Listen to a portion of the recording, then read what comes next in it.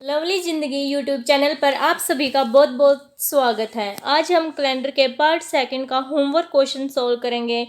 Last class में हमने part second का फर्स्ट क्वेश्चन सॉल्व कर लिया था और ये वाला क्वेश्चन हमने होमवर्क के लिए दिया था। अगर आपने ये क्वेश्चन सॉल्व कर लिया हो तो ठीक है, अगर नहीं किया हो तो अब हम सॉल्व करेंगे। देखो इसमें क्या गिवन था कि 17 अगस्त 2017 को क्या था, मंडे था। तो 26 मार्च 1925 को क्या था। अगर 17 अगस्त 2017 को सोमवार था तो 26 मार्च 1925 को क्या था, कौन सा डे था। तो 17 as it is, date as it is लिख दी। अब देखो मंथ, अगस्त का क्या है कोड 3 और 2017 का 206 से याद करना बताया था। 18 19 20 20 का क्या हो जाएगा 6 कोड, हमने 6 लिख लिया। प्लस 17 एज इट इज लिख लिया। अब 17 को हमने 4 से डिवाइड कर दिया, जो क्वोशेंट आया वो हमने क्या कर लिया वहाँ पे लिख लिया, ये लिख लिया यहाँ पे। तो इन सब को प्लस करके हमारे पास 47 आ गया। 47 को 7 से डिवाइड कर दिया, रिमाइंडर कितना आया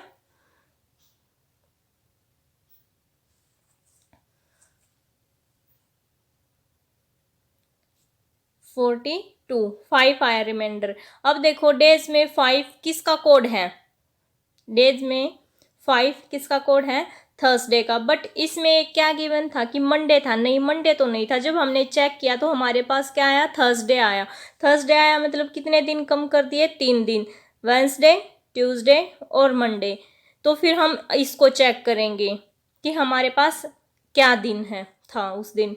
16 एज इट इज, मार्च का क्या हो जाएगा 4 मार्च से हमने याद किया था कोड, तो हमारे पास 4 हो गया। 1925 का 19 का 0, 25 एज इट इज, 25 को डिवाइड कर दिया किससे 4 से, 4 से डिवाइड आया, क्वोशेंट कितना आ गया 6।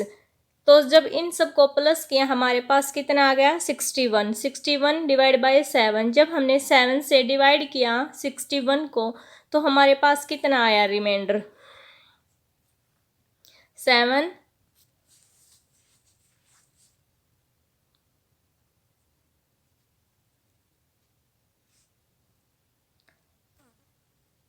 हमारे पास रिमाइंडर कितना आया 5 आ गया रिमाइंडर।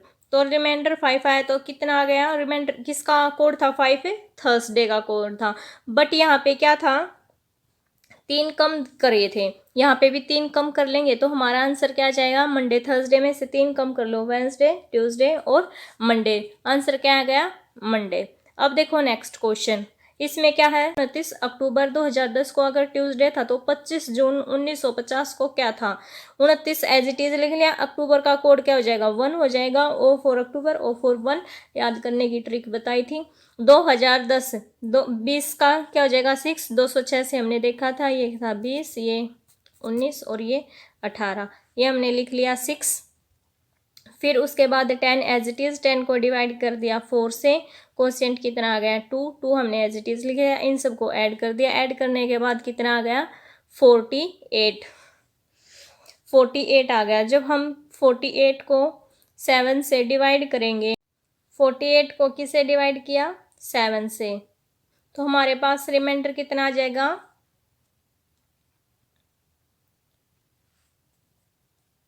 6।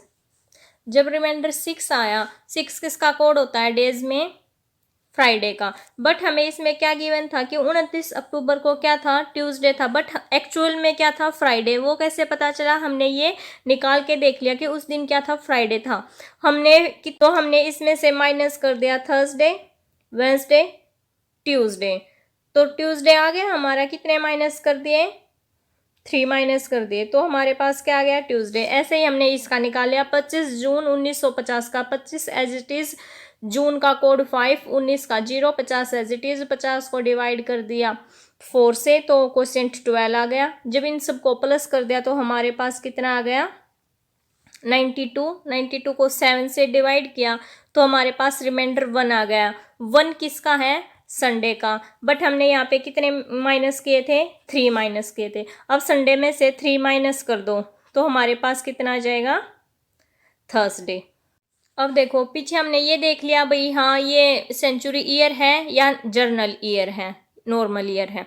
अगर लीप ईयर है तो हमने ये देखा था कि -1 करेंगे, अगर नॉर्मल है जर्नल है तो वो एज इट इज़ सोल्व करना है। अब देखो यहाँ पे अगर लीप ईयर है तो जनवरी, फरवरी, अप्रैल और जुलाई इनका क्या रहेगा, 0 कोड रहेगा, और फरवरी का और अगस्त का 3 रहेगा। ठीक है, चलो ये भी याद नहीं हुआ, बस ये देख लो आप अपने नॉर्मल तो हमने कर लिया था, यहाँ पे जो जर्नल था ये तो हमने ट्रिक के साथ याद कर लिए थे पीछे, तो यहाँ पे बस जनवरी और फरवरी याद करना है आपको। ठीक है, जनवरी और फरवरी, जनवरी का तो 0 हो जाएगा अगर क्या है, लीप ईयर है, और अगर लीप ईयर फरवरी भी दे रखा है, फरवरी का मंथ दे रखा है, तो उसका भी क्या हो जाएगा, 3। बस ये 2 चेंज होंगे, अप्रैल का इसमें भी 0 है, इसमें भी 0 है, जुलाई का इसमें भी 0 है, इसमें भी 0 है, अगस्त का इसमें भी 0 है, तो इसमें भी अगस्त का क्या होता है, 3, सॉरी अगस्त 3 है, यहाँ पे भी क्या हो जाएगा, 3। अब देखो इस पे बेस्ड हम क्वेश्चन से सोल्व करके, अब हम नेक्स्ट करते हैं सेंचुरी ईयर। सेंचुरी ईयर क्या होते हैं, जिसके पीछे क्या हो जाए, 00 हो जाए। अब हमें ये चेक करना है कि जो सेंचुरी ईयर है ये क्या है, सेंचुरी ईयर मीन्स 2, अगर 19 के पीछे 00, 20 के पीछे 00, 17 के पीछे 00, 15 जो भी हैं, ठीक है, उनके पीछे 00 आ जाए, वो क्या हो जाते हैं, सेंचुरी ईयर्स होते हैं। अब देखो ये सेंचुरी ईयर लीप ईयर है या फिर नॉर्मल ईयर है, ये देखना हमें, नॉर्मल ईयर है या फिर लीप ईयर है, वो देखना। लीप ईयर जब होगा जब सेंचुरी ईयर किससे, 400 से कंप्लीट डिवाइड हो जाए, वो क्या हो जाता है, लीप ईयर। और अगर लीप ईयर होगा तो हम उसमें से 1 माइनस करेंगे डिवाइड करने से पहले। अगर नॉर्मल ईयर हुआ तो उसमें कोई भी फर्क नहीं होगा, बस 400 से डिवाइड करके देखना है कि ये लीप ईयर है या नहीं है। अब देखो क्वेश्चन के साथ समझते हैं, क्या गिवन है, 25 फरवरी 1900 को क्या था, पहले हम ये चेक करेंगे कि 1900 लीप ईयर है या नहीं है। लीप ईयर होगा तो कंप्लीट डिवाइड हो जाएगा किससे, 400 से।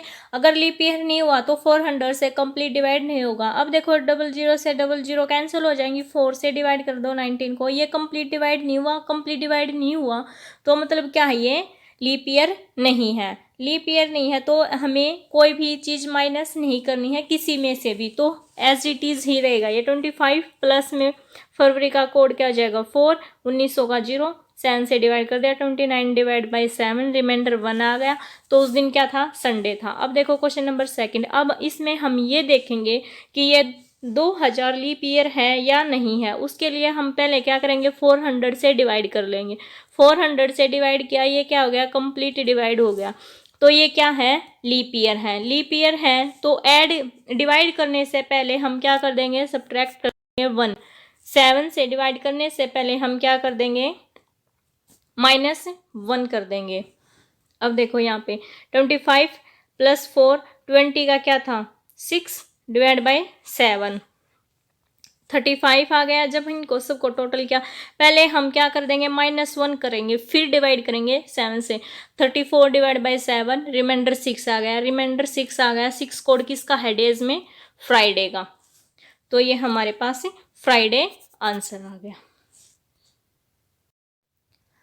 अब देखो, if the given year is the date of the leap year then we have to keep this point in mind. अगर क्या है, लीप ईयर है तो हम क्या करेंगे, if the given date from the month is January और February, अगर क्या किसकी है, जनवरी और फरवरी की है, then we have to subtract 1 from the total before division by 7।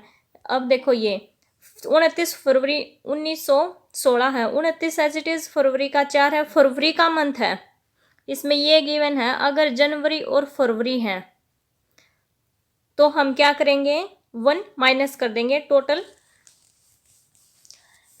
Total करने के बाद 7 से डिवाइड करने से पहले। अब देखो यहाँ पे क्या है, 4 क्या है, कंप्लीट डिवाइड हो गया ना, ये 16, ये क्वेश्चन कितना आ गया, 4 आ गया। तो अगर कंप्लीट डिवाइड हो गया 4 से, तो ये क्या है, लीप ईयर है। लीप ईयर है तो -1 कर देंगे, रिमाइंडर कितना आ गया, 3। तो उस दिन क्या था, ट्यूसडे का हमें कैसे पता चला, डेज के कोड से। 3 कोड किसका होता है, ट्यूसडे का। अब देखो नेक्स्ट पॉइंट में क्या है, but if the given date is not from the month of the January और फरवरी देन देयर इज